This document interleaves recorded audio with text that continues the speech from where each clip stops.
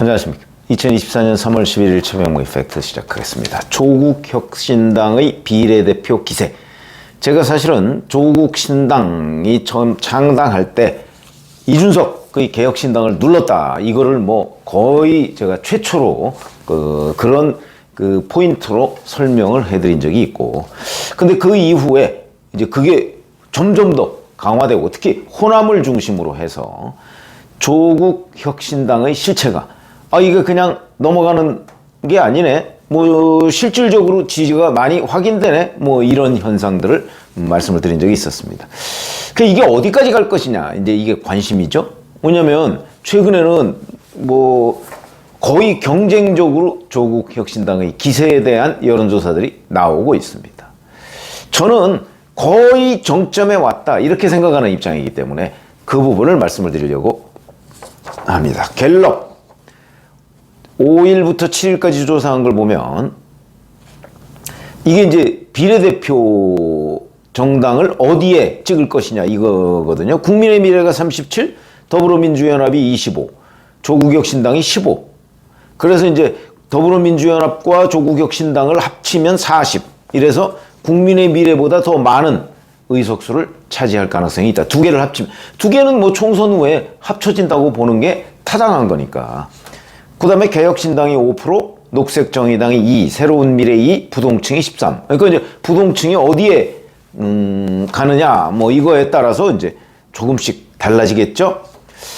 그런데 이제 국민의힘 지지자라고 밝힌 사람은 90%가 국민의힘 위성정당인 국민의 미래로 갑니다. 90%가. 나머지 10%는 이제 여기저기 흩어지고. 근데 민주당 지지자라고 밝힌 사람을 100으로 잡으면 이 중에 62%가 민주당 위성정당으로 가고 26%는 조국혁신당으로 간다. 나머지는 또 이제 여기저기 흩어지고 이런 현상을 보이고 있습니다.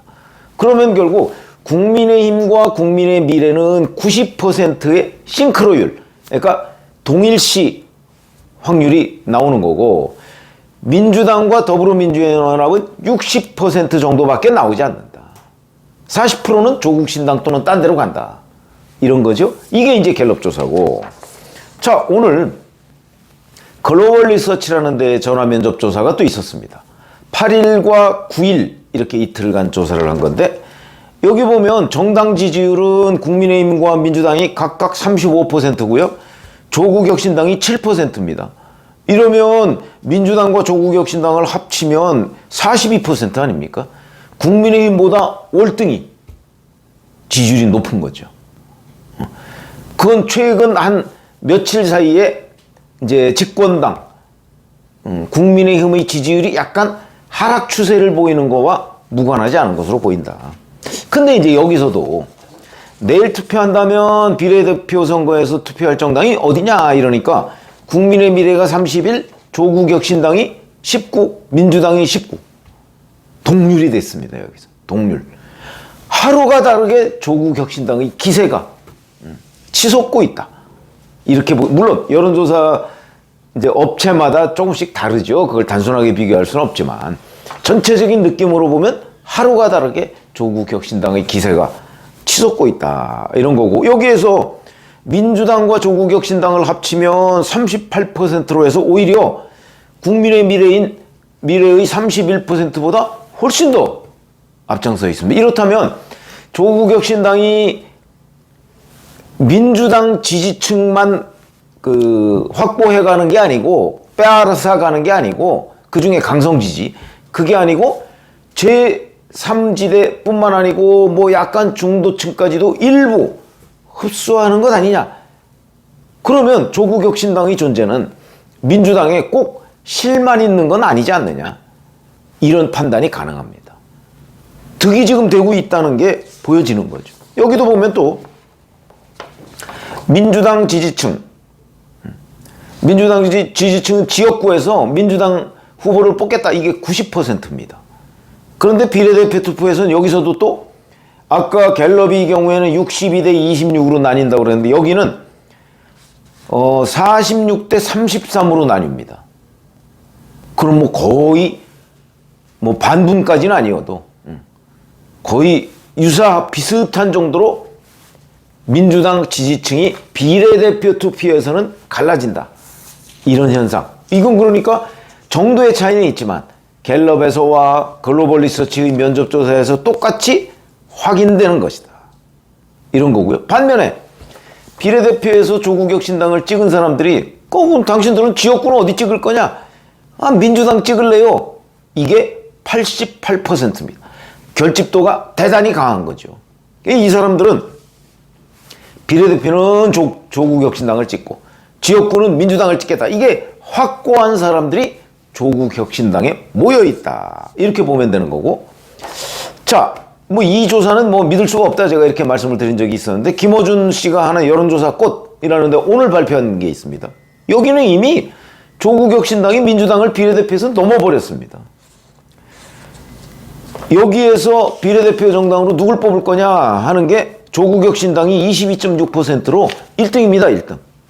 그 다음이 국민의미래 19.1, 그 다음에 더불어민주연합 15.5, 개혁신당 3.9, 녹색정의당 2.3, 새로운미래 1.5, 없다가 25.8.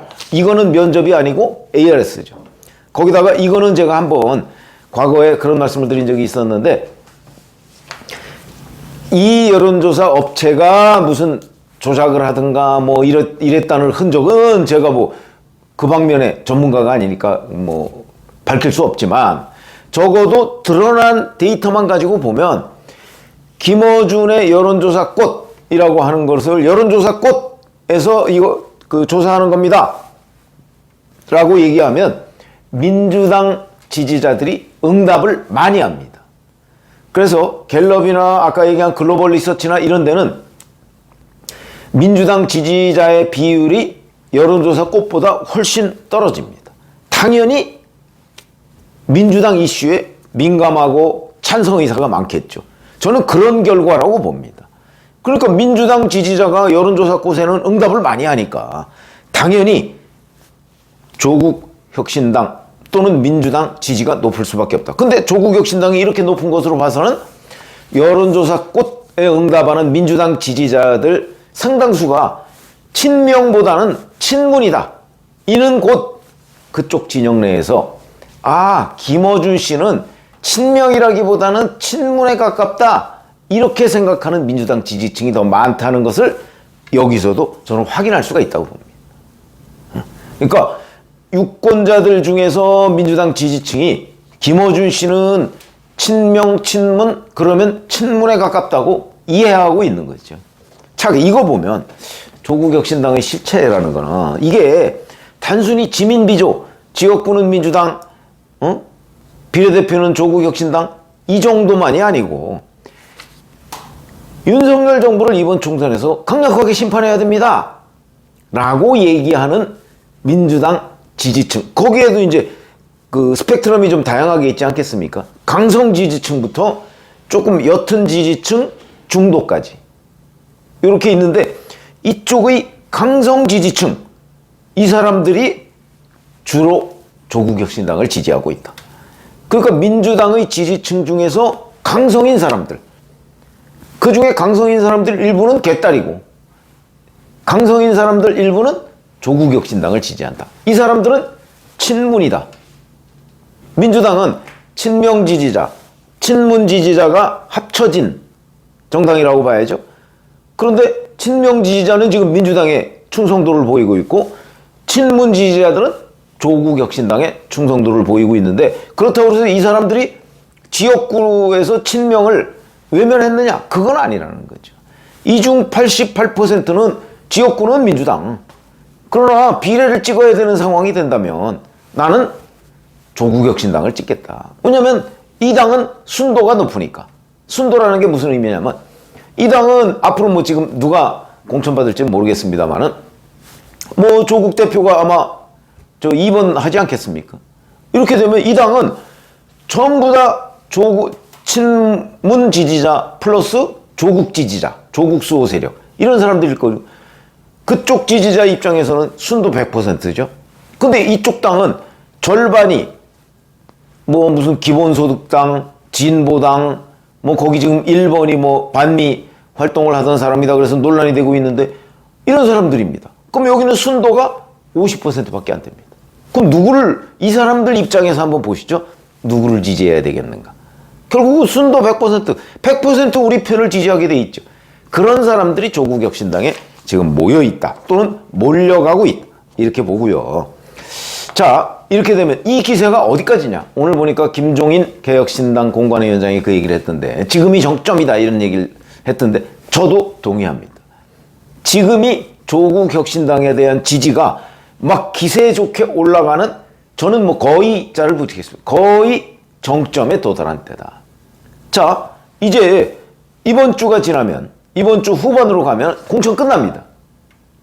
이제 큰 정당들의 공천은 끝납니다. 국민의힘과 민주당의 공천은. 그렇게 되면 이제 지금 오늘도 보니까 개혁신당 같은데 뭐 공천했던데 거기는 이제 개혁신당, 새로운 미래 이런 데는 이제 그쪽에 이삭을 주어서 공천을 아마 계속 할 텐데 결국은 양대 정당의 공천은 이번 주 중에 끝난다. 그렇게 되면 다음 주부터는 이제 거의 본격적인 선거운동으로 들어갈 수밖에 없는 거죠.